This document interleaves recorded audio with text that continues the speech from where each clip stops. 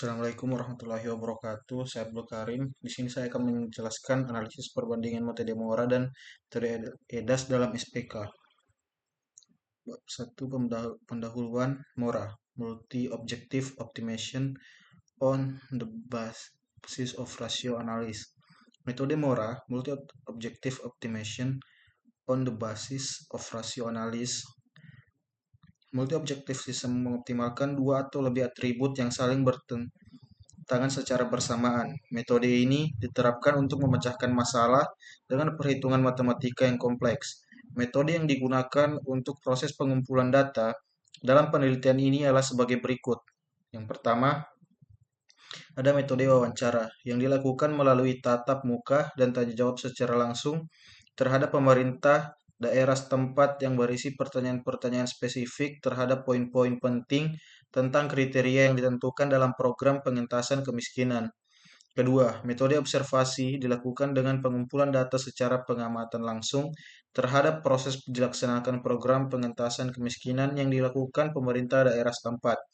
Tiga, studi dokumen, yaitu metode pengumpulan data melalui internet, literatur, dan penelitian yang sudah ada sebelum yang berkaitan dengan penelitian ini. Adapun langkah penyelesaian dari metode Mora adalah yang pertama, menentukan tujuan untuk mengidentifikasi atribut, evaluasi yang bersangkutan, dan menginputkan nilai kriteria pada suatu alternatif di mana nilai tersebut nantinya akan diproses dan hasilnya akan menjadi sebuah keputusan. 2. Membuat matriks keputusan Mora mewakilkan semua informasi yang tersedia. Untuk setiap atribut dalam bentuk matriks keputusan,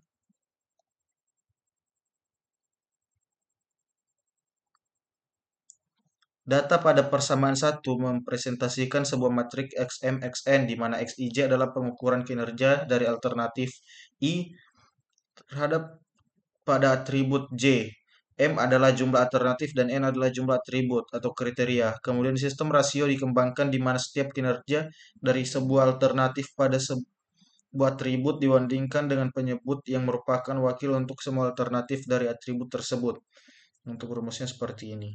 Xij adalah respon alternatif J pada kriteria I dan itu sama dengan 1, 2, 3, 4. N adalah nomor urutan atribut atau kriteria, sedangkan J dengan 1, 3, 4. M adalah nomor urutan alternatif, kemudian X merupakan matriks putusan. Ketiga, matriks normalisasi Mora menurut Bowser WK menyimpulkan bahwa untuk penyebut pilihan terbaik adalah akar kuadrat dari jumlah kuadrat dari setiap alternatif per atribut. Rasio ini dapat dinyatakan sebagai berikut. Ini rumusnya. Yang keempat, menghitung nilai optimasi multi-objektif Mora. A. Jika atribut atau kriteria pada masing-masing alternatif tidak diberikan nilai bobot, ukuran yang dinormalisasi ditambahkan dalam kasus maksimasi untuk atribut yang menguntungkan dan dikurangi dalam minimisasi untuk atribut yang tidak menguntungkan, atau dengan kata lain, mengurangi nilai maksimum dan minimum pada setiap baris untuk mendapatkan ranking pada setiap baris. Jika dirumuskan maka seperti ini, keterangan I sama dengan 1, 2, G kriteria atau atribut dengan status maximized, I sama dengan G plus 1, G plus 2, dan seterusnya. N yaitu kriteria atau atribut dengan status minimized, Y kali J sama dengan matriks normalisasi maksimal dan minimal. B. Jika atribut atau kriteria pada masing-masing alternatif diberikan nilai bobot kepentingan, pemberian nilai bobot pada kriteria dengan ketentuan nilai bobot jenis kriteria maksimum lebih besar dari nilai bobot jenis kriteria minimum. Untuk menandakan bahwa sebuah atribut lebih penting itu bisa dikalikan dengan bobot yang sesuai konsignifikasi. Browse et al. 2009 dalam Oscelik 2014. Berikut rumus menghitung nilai optimasi multi-objektif Mora. Perkalian bobot kriteria terhadap nilai atribut maksimum dikurang perkalian bobot kriteria terhadap nilai atribut minimum. Jika dirumuskan maka rumusnya seperti ini. I sama dengan angka G itu kriteria atau atribut dengan status maximized. I sama dengan G plus 1 dan seterusnya. N itu kriteria atau atribut dengan status minimized. WJ sama dengan bobot terhadap J, YI sama dengan nilai penilaian yang telah diorganisasi dari alternatif satu terhadap semua atribut. 5. Menentukan nilai ranking dari hasil perhitungan moral. Nilai YI adalah jadi positif atau negatif tergantung dari total maksimal atribut yang menguntungkan dalam matriks putusan. Sebuah urutan peringkat dari YI menunjukkan pilihan terakhir, dengan demikian alternatif terbaik memiliki nilai YI tertinggi sedangkan alternatif terburuk memiliki nilai YI terendah. Selanjutnya ke studi kasus. Pembahasan studi kasus A untuk metode Mora bersama implementasi perhitungan. Rumah merupakan bangunan yang memiliki peran yang sangat krusial sebagai tempat hunian dan berkumpulnya suatu keluarga. Setiap manusia berkeinginan memiliki rumah yang layak untuk ditinggali agar penghuni rumah merasakan kenyamanan dan keamanan saat menempatinya. Namun keinginan memiliki rumah yang layak bagi beberapa orang harus terpendam disebabkan oleh kemiskinan. Kemiskinan merupakan faktor utama seseorang tidak dapat memenuhi kebutuhan primer maupun sekundernya. Penelitian ini dilakukan di Desa Negori, Tangga Batu, Kecamatan Hatonduhan, Kabupaten Simalungun, Provinsi Sumatera Utara. Menurut data Badan Pusat Statistik Sumatera Utara, jumlah penduduk miskin di Sumatera Utara pada September 2017 sebanyak 1.326,57 ribu orang atau 9,28% dan mengalami penurunan sebesar 0,94 poin dari persentase penduduk miskin pada bulan Maret 2017 yang berjumlah 1.453,87 ribu orang atau 10,22%. Berdasarkan hal tersebut, pemerintah berkeyakinan bahwa dengan adanya penurunan persentase masyarakat miskin di Sumatera Utara memberikan dampak positif terhadap program-program pemerintah dalam pemberantasan kemiskinan. Berdasarkan permasalahan tersebut, pemerintah melalui Kecamatan Hatenduhan penyelenggaraan program persentase pengentasan kemiskinan melalui jalur renovasi rumah bagi warga desa Nagori Tanggabatu terhadap rumah tak layak huni. Program ini memberikan bantuan berupa uang tunai kepada warga, kemudian dilakukan pembelian material bangunan sesuai dengan kriteria yang sudah ditentukan. Fakta yang terjadi di lapangan adalah pemilihan warga yang berhak mendapatkan bantuan renovasi rumah masih bersifat subjektif. Ini menjadi alasan utama mengapa penelitian dilakukan. Namun apabila ditelisik dari beberapa kriteria tersebut memiliki komponen yang dapat membingungkan, hal ini menimbulkan kesulitan bagi pemerintah daerah setempat saat menentukan warga miskin, relatif dan miskin absolut. Maka dibutuhkan sistem pendukung keputusan sebagai solusi yang ditawarkan dalam pemilihan warga yang berhak menerima bantuan dana renovasi rumah. Dengan sistem pendukung keputusan, hasil yang diperoleh lebih objektif. Peneliti menggunakan metode Mora. Metode ini memiliki hasil yang lebih akurat dan tepat sasaran dalam membantu pengambilan keputusan. Bila dibandingkan dengan metode yang lain, metode Mora bahkan lebih sederhana dan mudah diimplementasikan. Metode ini memiliki tingkat selektivitas yang baik dalam menentukan suatu alternatif. Selain itu, metode Mora juga memiliki tingkat selektivitas yang baik karena dapat menentukan tujuan dari kriteria yang bertentangan, yang mana kriteria dapat bernilai menguntungkan, benefit, atau yang tidak menguntungkan, cost. Dalam membantu proses penyeleksian bagi penerima bantuan dengan nilai layak, cukup layak, dan kurang layak agar pemerintah dapat mengakomodir dana bantuan tepat sasaran. Diharapkan hasil dari penelitian ini dapat memberikan masukan kepada pemerintah setempat, khususnya Nagori Tangga Batu, dalam menentukan warga penerima bantuan renovasi rumah. Selanjutnya kita ke perhitungan di Excel.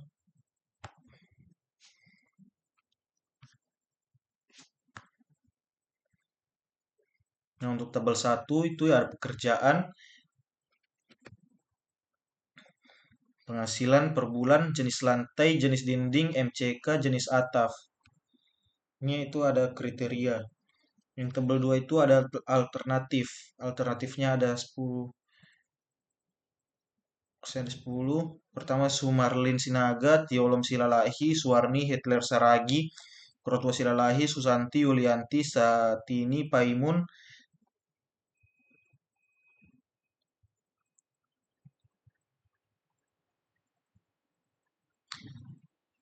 Tebal 3 ada pembobotan si pekerjaan, untuk pekerjaan. Pensiunan itu sangat baik, nilainya sangat baik, ibu rumah tangga cukup baik, petani atau pekebun baik, wira swasta cukup, dan karyawan BUMN itu buruk. Benefitnya 10%. Tabel 4 yaitu pembobotan penghasilan. Penghasilan per bulan 1 sampai 1.100.000 itu sangat baik. 1.200.000 sampai 1.300.000 cukup baik. 1.400.000 sampai 1.500.000 itu baik. Costnya 10%. Tabel 5 yaitu jenis lantai. Jenis lantainya itu ada tanah itu sangat baik, papan cukup baik, rabat beton itu baik. Ini nilainya benefit 20%. Tabel 6 itu ada jenis dinding. Ada gedek itu sangat baik, papan cukup baik, papan plus gedek baik, papan plus bata cukup, papan plus bata plus gedek itu buruk. Benefitnya 20%. Tabel 7 pembobotan MCK. MCK itu tidak sangat baik, nilainya 5 dan dia cukup nilainya 2. Benefit 20%. Tabel pembobotan jenis atap. Jenis atap itu seng gelombang tuh nilai cukup, benefit 20%. Dan ini tabel ke-9 tuh tabel bobot kriteria yang C1 10%, itu itu nilainya benefit, dan C2 itu cost dengan nilai 10%, C3 itu 20% dengan nilai benefit, C4 20% dengan nilai benefit, C5 20% dengan nilai benefit, C6 20% dengan nilai benefit, totalnya semua 100%. Nah, yang pertama kita masuk ke rating kriteria. Untuk ini kita langsung saja perhitungannya.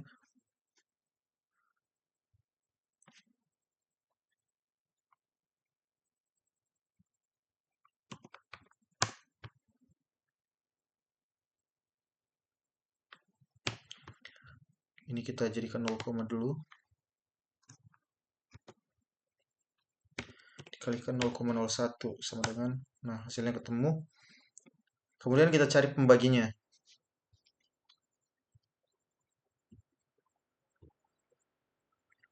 Untuk mencari pembaginya itu kita gunakan rumus SQRT.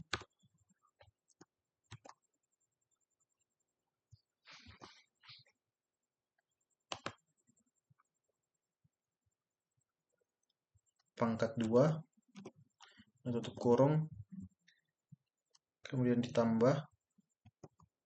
ditambahkan ke bawah ya.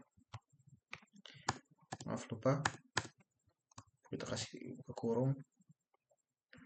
Kemudian kasih pangkat 2 lagi. Tutup kurung, tambah ke kurung.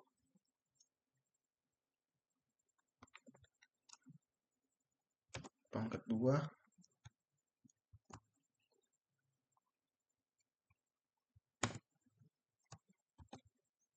Ini kita kalikan saja semua. Oke, kita tambahkan. Ikuti saja langkah-langkahnya.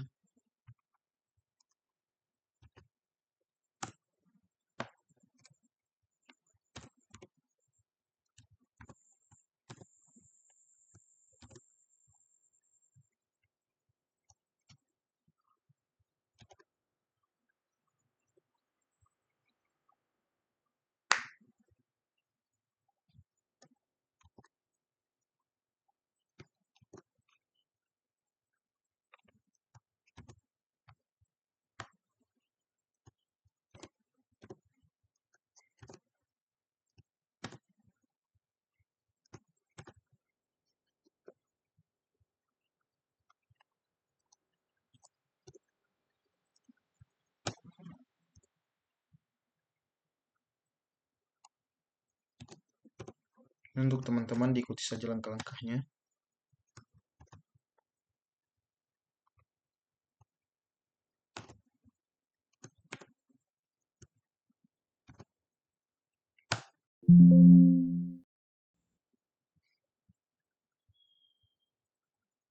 Ini nampaknya ada kesalahan. Oh, di sini kita kurang 2. Nah, sebentar. Nah, keluar hasilnya. Itu untuk hasil pembagian. Kemudian kita masuk ke tahap normalisasi. Tahap normalisasi itu cukup gampang. Ini kasih sama dengan kriteria pertama itu dibagi dengan ini. Bagi dengan ini. Kita enter. Nah, hasilnya sudah keluar ya teman-teman.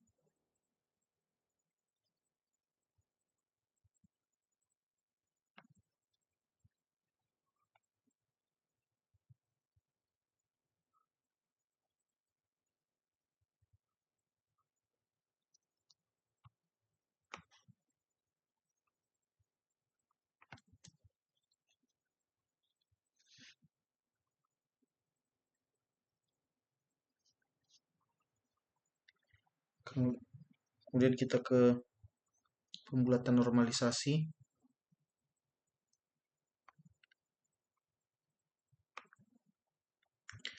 Untuk pembulatan normalisasi ini, jadi nilai normalisasi yang ini kita bulatkan agar hanya terdapat dua angka di belakang koma. Itu rumusnya disebut dengan round kurung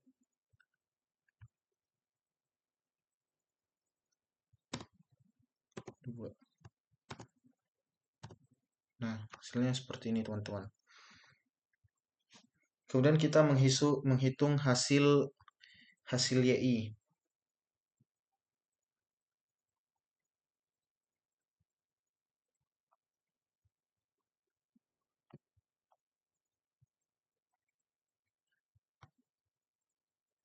Untuk cara menghitung hasil YI,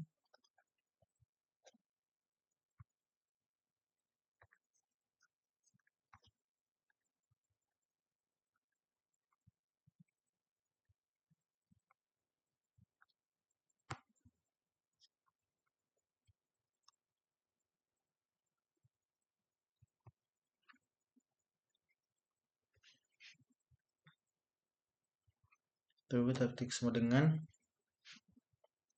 kalau kita buka kurung,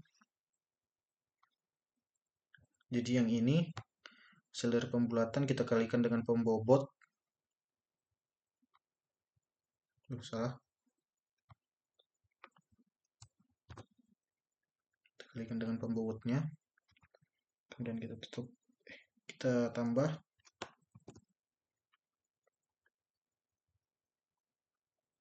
Kita tambah yang ini. Ini nanti kita kurangkan karena dia nilainya cost sendirian. Jadi kita menambahkan semua nilai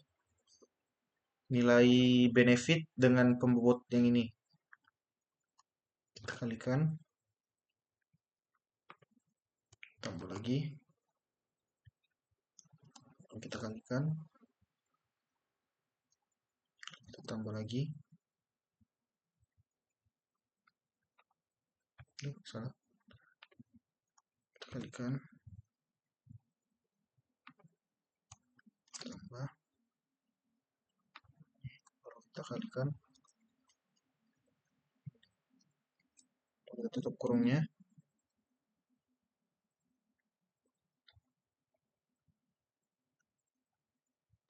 Min ke kurung. Nah, yang ini costnya dikali dengan pembobotannya tadi. Enter. Nah, hasilnya seperti ini teman-teman. Selanjutnya, hasil kelayakan atau rank atau warga yang layak menerima bantuan.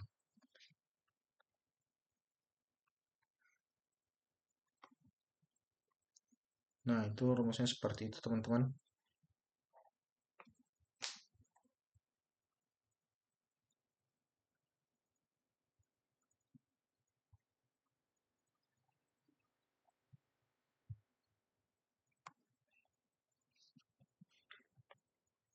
Yang rumusnya itu rank. Aduh, salah.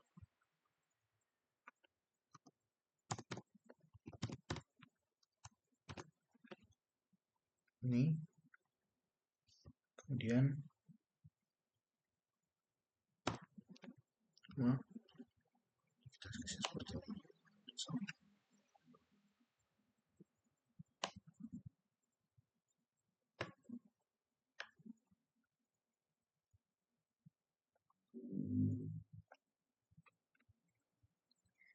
kita kasih angka 0, kurung. Kita tunjukkan dulu. Nah, untuk rumusnya seperti ini ya teman-teman. Kita enter. Nah, hasilnya 7. Kelayakan untuk yang pertama ini 7.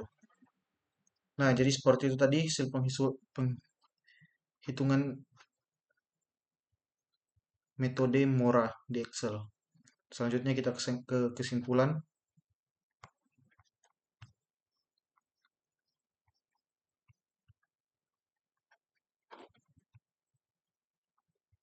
Berdasarkan dari hasil penelitian yang dilakukan, maka didapatkan kesimpulan sebagai berikut.